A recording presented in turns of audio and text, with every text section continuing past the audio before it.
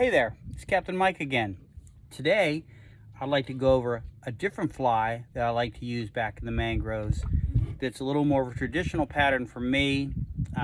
This is probably a pattern. This is basically a bait fish imitation fly, and it's also got a weed guard, which is what we talked about last time. The weed guard is basically what's most important back here to be able to put your flies where you want them to be without them getting hung up in the bushes and giving you a chance to be in the strike zone. This fly is tied on puglisi fibers.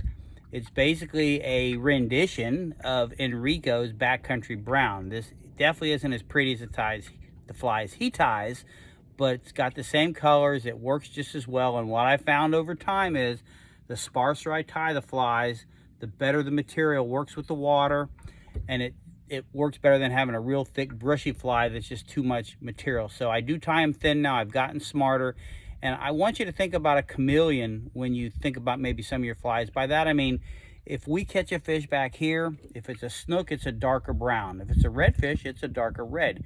If we go catch a fish out by the pass, is maybe closer to the Gulf, they're going to be more silver, both species. So back here they're darker, and the same holds true for the bait. The bait back here is a darker color, so I try to throw baits that are dark in the tannic water and not so they look like the hatch that I'm trying to match, for lack of a better word. So that's why I'll go with like a rust or an olive color. In this particular instance, it's a darker brown color, and I will honestly tell you that I have probably caught more snook back in the mangroves with this fly than any other fly. It's always my go-to fly. It doesn't always work. I switch it out if I know there's fish in there and they're just not eating it. I'll maybe try a different color, which we'll go over another time, or I'll try a different kind of a pattern. But this fly right here has been a go-to fly for me for a long time. And again, I want you to just pay attention to the weed guard, because the weed guard is basically made of 20-pound hard mono. It's very easy to put on. I put it on, it's a double strand. I put it on when I'm done tying the fly, and this really lets me be able to toss this up into the trees, hit a leaf, hit a bush, hit a root.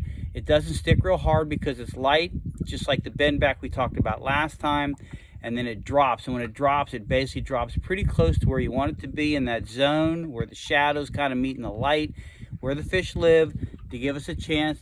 And if they're in the mood to eat, they will eat this fly. And it's just a great style, a great pattern to throw up here in the bushes. And that's it for this time. We'll go over another fly next time, and see you later. Bye-bye. Thank you.